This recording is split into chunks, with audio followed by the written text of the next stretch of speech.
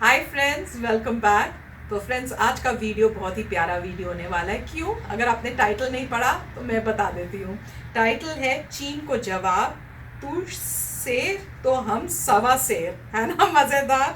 तो ये सोनम वांगचुक जो है उनका वीडियो है और ये काफ़ी प्यारी प्यारी बातें बताते हैं। और मेरे ख्याल से मैं तो इन्हीं को क्रेडिट दूंगी जिन्होंने शुरू किया था कि बायकॉट करो चाइना और मेड इन इंडिया यूज़ करो। तो देखते हैं ये वीडियो और पता करते हैं कि इस वीडियो में वो क्या बोल रहे हैं। तो फ्रेंड्स, वीडियो देखने से पहले अगर आप इस चैनल पर नए हो और आपने अभी तक सब्सक्राइब नहीं किया है तो जल्दी से पहले नीचे सब्सक्राइब के बटन को क्लिक कर लो, बेल आइकन को हिट कर लो ताकि आपको हमारे सारे न्यू वीडियोस जैसे हम अपलोड करें उनके नोटिफिकेशन आ जाएं। और वीडियो देखने के बाद अगर आपको वीडियो पसंद आए तो कर देना लाइक और शेयर करना ये वीडियो अपने फ्रेंड्स और फैमिली के साथ। तो चलो फ्रेंड्स, जल्दी से स्टार्ट करते हैं आज का ये वीडियो। चीन को जवाब, इस चौथे अंक में हाजिर हूं आपके सामने फिर एक बार और स्वागत है। कल यकायक हमारे देश के प्रधानमंत्री नरेंद्र मोदी जी यहां लद्दाख में पधारे और उन्होंने सैनिकों को संबोधन किया।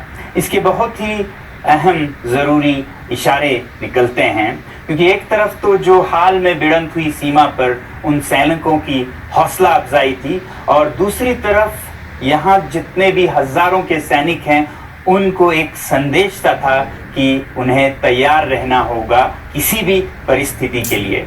और परिस्थिति कोई भी हो सकती है, चीन का कोई मालूम नहीं रहता है। ये जो बहुत ही बड़े संख्या में सैनिक जमाव हो रहा है सीमा पर, या तो ये एक मनोवैज्ञानिक दबाव भारत पर डालने के लिए हो सकता है या फिर सच में युद्ध की तैयारी हो सकती है। मगर दोनों ही हालत में मेरे ख्याल से प्रधानमंत्री का यहाँ आना एक बहुत ही बड़ा संदेश था चीन के लिए कि अगर ये मनोवैज्ञानिक दबाव है तो उसमें हम आने वाले नहीं हैं, हम तैयार हैं किसी भी हालत के लिए। और अगर युद्ध की तैयारी हो तो फिर उसके लिए हम तैयार हैं। और इस इशारे से शायद चीन के आगे के फैसले पर बहुत असर होगा और अगर वो युद्ध की सोच रहा है तो शायद दोबारा सोचने पे मजबूर होगा। तो प्रधानमंत्री के इस कदम से हमें समझ आता है कि मामला कितना गंभीर है सीमा पर। और इस वक्त पूरे देश को, देश की फौज को, जनता को और हमारे नेताओं को किस तरह एकजुट होकर दिलो दिमाग से चीन से सामना करने की तैयारी करनी होगी।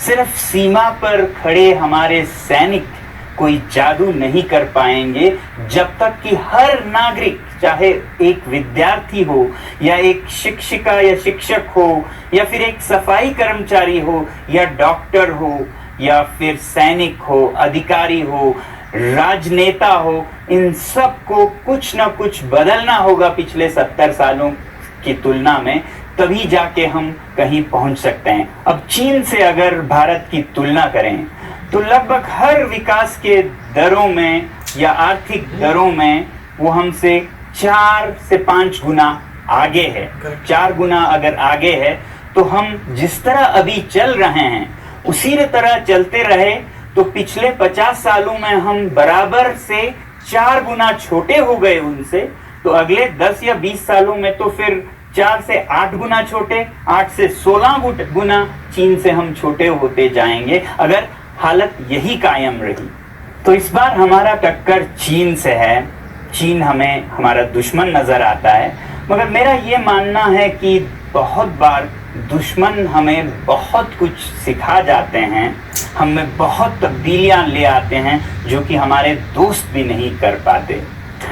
अब देखिए, आप कोरिया का अगर उदाहरण ले तो कोरिया का दुश्मन रहा है जापान, जिसके अधीन वो गुलाम था और लगभग हमारे साथ ही वो भी आज़ाद हुआ जापान से। मगर उन्होंने जापान की गुलामी या जापान को सर आंखों पर रखकर उनकी भाषा अपनी बनाकर स्कूलों में, दफ्तरों में प्रयोग किया, ऐसा नहीं हुआ। उन्होंने जापान के अधीन मानसिक रूप से होने के बजाय जापान को उसी के खेल में पछाड़ने का एक प्रण लिया 1948-1950 में। बल्कि हाँ, कोरिया तो हमारे से भी बदकिस्मत था। बहुत बड़ा जंग हुआ 1950 में और राख में से निकलकर उसने जापान का बराबरी करने का ठान लिया और हर नागरिक, हर अधिकारी, हर नेता के दिमाग में भूत सवार था कि हम जापान को उसके ही खेल में हराकर ही छोड़ेंगे। और पिछले 70 सालों में देखते ही देखते आज जापान से कोरिया बिल्कुल बराबरी पर विश्व स्तर पर आर्थिक और औद्योगिक विकास के दृष्टि से पहुंच गया है। तो जिस तरह कोरिया ने जापान को एक दुश्मन नहीं बल्कि एक प्रेरणा बना ली, एक ब्लेसिंग इन डिस्गाइज बना ली और अपनी उन्नति प्रगति 10 गुना के दर से करके जापान के बराबर पहुंच गया, क्या भारत वही नहीं कर सकता है चीन के साथ? तो भारत भी चीन को एक दुश्मन के बदले एक वेकअप कॉल की तरह भी बना सकता है और देखते ही देखते अपनी प्रगति को संगठित और सुनियोजित कर सकता है। इसके लिए मैं आप लोगों को आज एक फॉर्मूला देना चाहता हूँ। ये फॉर्मूला मेरा नहीं है, ये बहुत ही पुराने हमारे भारत की मेरे ख्याल से परंपरा में से है। एक कहावत है, तू शेर तो मैं सवा शेर। शेर शेर नहीं है, शेर एक किलो के लगभग का वजन नापने का एक यूनिट है। तो कहावत है कि तू जितना है उससे मैं 1.25 गुना ज्यादा हूँ। तू 1 किलो है तो मैं 1.25 किलो हो सकता हूँ। तो ये 1.25 का फॉर्मूला मुझे बहुत ही पसंद आया और मैं आज भारत के सामने ये रखना चाहता हूँ। अगर हमें चीन से बराबरी करनी हो, अभी के हालात में युद्ध हो जाएं, तो मेरी उम्मीद है कि हमारे भारत के हर सैनिक अपनी शक्ति जितनी भी है उससे 1.25 गुना, 1/4 और कहीं से भी वो अपने आप में जान फूंके और इस तरह से आगे बढ़कर मुकाबला करें चीन के बराबरी का। मगर मुमकिन है कि अभी कोई युद्ध जंग ना हो और हमें चीन से बराबरी करने का और समय मिले, तो हमें अगले 10-15 सालों में अगर चीन के बराबर होना है आर्थिक रूप से, विकास के रूप से, शिक्षा के दर से, तो फिर हमें 1.25 का फॉर्मूला अपनाना होगा। यानी कि जो आज हम कर रहे हैं, जिस तरह से भी कर रहे हैं, चाहे वो आपके फैक्ट्री में सामान बन रहे हो, या अगर आप एक विद्यार्थी हैं तो कितने घंटे आप पढ़ाई कर रहे हो, या आप डॉक्टर हैं तो कितने मरीजों को आप देख रहे हैं, जो भी आप कर रहे हैं उससे 1.25 गुना करना शुरू कर दीजिए देश के लिए, अगर हम चीन के बराबर होना चाहते हैं अगले कुछ सालों में। तो अगर 1.25 यानी कि 25% के दर से हमारी प्रगति हो, तो अभी के दर पे जहां चीन हमसे 4 गुना बड़ा है, तो हमें 4 गुना बड़ा अपने आज के दर से होने में 6 साल लगेंगे। तो 6 साल में हम आज के चीन के बराबर हो चुके होंगे।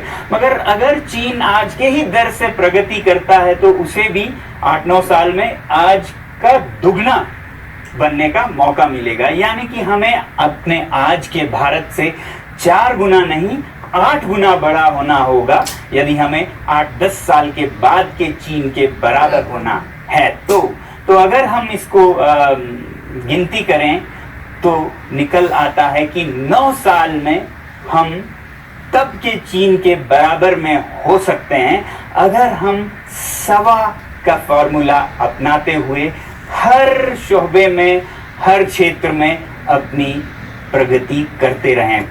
तो मैं आप लोगों से यही विनती करना चाहता हूं कि चीन सैर तो हम 1.25 सैर।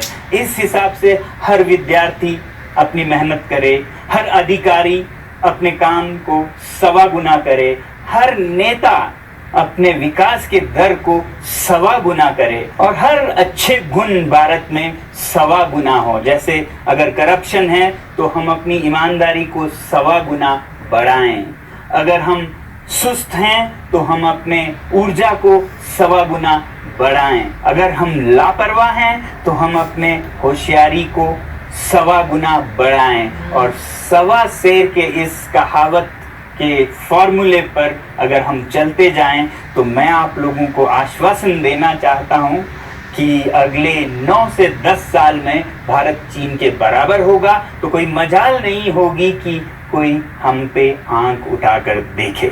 तो मेरे कहने का मतलब ये है कि बॉयकॉट मेड इन चाइना के साथ साथ हमें सपोर्ट मेड इन इंडिया यानी कि भारत नए निर्माण और भारत के निर्माण में भी 1.25 गुना जोर लगाना होगा, क्योंकि आज तो हम बाइकॉट मेड इन चाइना से शुरू कर सकते हैं, मगर आगे चल के चीन से बराबरी करनी हो तो हमें अपनी मेहनत, अपने उद्योग को भी बढ़ाना होगा। और ख़ासकर मैं अपने नेताओं से गुजारिश करना चाहूँगा कि वो एक दूसरे पर विश्वास 1.25 गुना बढ़ाएं, एक दूसरे पर इल्ज़ाम 1.25 गुना कम करें, ताकि हमारे देश में एकता भी 1.25 गुना बढ़े और 10 साल के बाद हम सचमुच चीन से कह सकें तू शेर तो मैं 1.25 शेर। तो फ्रेंड्स यार, मुझे तो बहुत अच्छा लगा ये वीडियो, और जो भी उन्होंने बोला वो बिल्कुल मेरे दिल की आवाज़ है। यही मैं चाहती थी और यही उन्होंने बोला। बहुत अच्छा लगा कोई एक ऐसा इंसान आया जो वेकअप कॉल कर रहा है इंडिया को, बता रहे हैं कि इस खाली ज़ुबानी काम से नहीं होगा, अब हमें 1.25 शेर हर चीज़ बेटर करनी होगी, ताकि हम 8 से 9 साल तक जो है चाइना के इक्वल हो जाए, बराबरी कर सकें।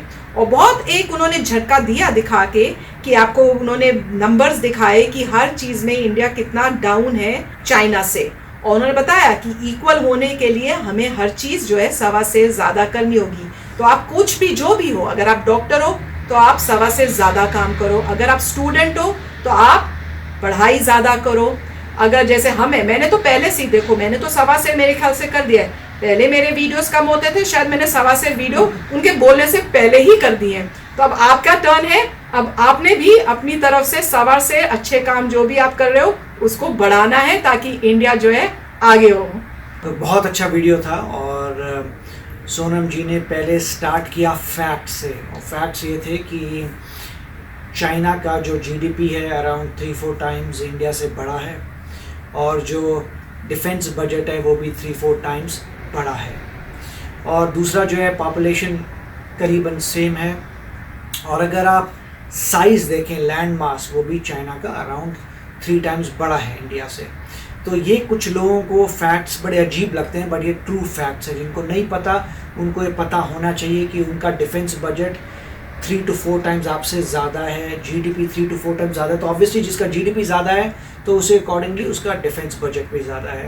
पॉपुलेशन सेम है, लैंड मास भी 3 टाइम्स ज़्यादा है, तो बड़ा देश है, आगे है, वो बात सही है। फिर इन्होंने सही कहा कि 2 तरीके से आपको टैकल करना है। एक तो मेक इन इंडिया का यूज़, कि आप दूसरे कंट्री का सामान यूज़ नहीं करते तो उनका जीडीपी आपकी वजह से ऊपर नहीं जा सकता। पहली बात तो ये है कि आपकी वजह से ऊपर ना जाए, इसलिए आप उनका सामान जो है बिल्कुल भी यूज़ ना करें। दूसरा, आप अपना बनाएं, अपना बनाएंगे तो आपका जीडीपी ऊपर जाएगा। अब वो कह रहे हैं आप किस स्पीड से बनाएंगे। अगर आप नॉर्मल स्पीड से बनाते रहेंगे तो आप कभी पकड़ नहीं पाएंगे। अगर आपको उनके इक्वल जाना है तो 1.25 आपको करना पड़ेगा, राइट। 125% आपको मिनिमम करना पड़ेगा अकॉर्डिंग टू उनकी कैलकुलेशन से। अगर 1.25% करेंगे तो आप 6 to 8 ईयर्स में उनके इक्वल आ जाएंगे। और उसके बाद एक एग्जाम्पल दिया गया, एग्जाम्पल कोरिया का। कोरिया जो है, नॉर्थ कोरिया अलग है, साउथ कोरिया अलग है, ठीक है। और उस कोरिया के साथ ही जापान आपको नज़र आता है। अब जापान बड़ा है और कोरियाज जो थे वो छोटे हैं, उल्टा उनका ऊपर से डिमार्केशन हो गया, नॉर्थ अलग हो गया, साउथ अलग हो गया। मगर किसी ने होप नहीं छोड़ी। अभी जैसे कह रहे हैं South Korea is almost equal to Japan, तो कितना आगे बढ़े वो कंट्री जो जापान से छोटी है, वो उनकी इक्वल आ गई है। आपने बच्चे बच्चे ने सैमसंग का नाम सुना हुआ है। अब धीरे धीरे आपके मेमोरी से सोनी का, पैनासोनिक का नाम ख़त्म हो रहा है, मगर सैमसंग का आ रहा है। तो देखिए कैसे उन्होंने जो है पूरी पलटी मारी है, मतलब पलड़ा जो है अपने तरफ उन्होंने भारी कर दिया है। तो वही कह रहे हैं कि वो ठीक है कि पहले शुरुआत करिए, उनका सामान नहीं खरीदिए जिससे उनका जीडीपी ना बढ़े, मगर आपका जो बढ़ रहा है जीडीपी वो नॉर्मल स्पीड से नहीं बढ़ना चाहिए, 125% बढ़ना चाहिए, जिससे आप उनको कैचअप कर सकें। तो बहुत अच्छी बात थी। और मेरे ख्याल से इंडिया जो है काफ़ी बहुत एजुकेटेड है, इंडिया बहुत स्मार्ट है, और लोगों ने अब तक ये रिसर्च तो कर ही ली होगी इंटरनेट में, उनको पता लगे होंगे फैक्ट्स। मगर एक बात सही है जो मोदी जी ने कही है कि हम अपने आप को बचाने के लिए रेडी हैं, क्योंकि वीकनेस से कभी बात नहीं बनती। तो इंडिया ने दिखा दिया कि हम स्ट्रॉन्ग हैं, हम रेडी हैं। और अगर इसमें मोटिवेशन चाहिए तो आप ये सोच सकते हैं कि अगर छोटा देश है, छोटा देश बड़े देश से कैसे जीत सकता है। उसका एग्जांपल मैं हमेशा इजराइल ही देता हूँ कि 3 कंट्रियाँ अटैक करती हैं, कई लोग कह रहे हैं 6 कंट्री, जो भी है, मतलब काफ़ी मल्टीपल कंट्रीज एक ही टाइम पे अटैक करती हैं, फिर भी वो जीत जाता है। तो इतनी छोटी सी कंट्री, अब इसराइल का देखिए, मैं आपको लगेगा इतना छोटा सा है। तो पॉइंट यही है कि ऐसा नहीं है कि जस्ट बिकॉज कोई कंट्री छोटी है वो स्ट्रांग ना हो। अब यूके देख लीजिए, यूके बहुत छोटा है, स्ट्रांग है। वैसे बहुत सारे आपको एग्जांपल्स, जापान छोटा है, तो वैसे आपको बहुत एग्जांपल्स मिलेंगे लाइफ में कि साइज़ का फ़र्क नहीं है इंडिया और चाइना में। इंडिया अभी भी काफ़ी बड़ा है, वो बात अलग है, वो शायद 3 टाइम्स बिगर है, मगर फिर भी बहुत बड़ा है, बहुत पावर है। और आगे जैसे लग रहा है अगर 125% से चलते हैं और उनका जीडीपी नहीं बढ़ने देते, अपनी वजह से नहीं बढ़ने देते, तो डेफिनेटली इंडिया जो है बहुत तेज़ी से, मैं तो बोलता हूँ 5-6 साल में डेफिनेटली कैचअप कर सकता है अगर हर बंदा मोटिवेट हो जाए। यस फ्रेंड्स, तो मैं तो यही कहूँगी, मोदी जी तो मेरे ख्याल से अपना 1.25 से ज़्यादा ही कर रहे हैं काम, तो वो एक बहुत अच्छा एग्जाम्पल है हम लोगों को मोटिवेट करने का। तो अगर वो कर सकते हैं तो हम क्यों नहीं, तो लग जाते हैं आज से और करते हैं 1.25, बढ़ा देते हैं अपना काम और कर देते हैं इंडिया को नंबर 1। तो चलो फ्रेंड्स, चलते हैं, मिलेंगे नेक्स्ट वीडियो में जल्दी। Till then take care and bye bye. तो अगर आप मेरे इस चैनल पे नए हो तो जल्दी से सब्सक्राइब के बटन को हिट करो और बेल आइकन को क्लिक करो ताकि आपको मेरा जब नया वीडियो मैं लगाऊं आपको उसके बारे में जल्दी से पता चल जाए।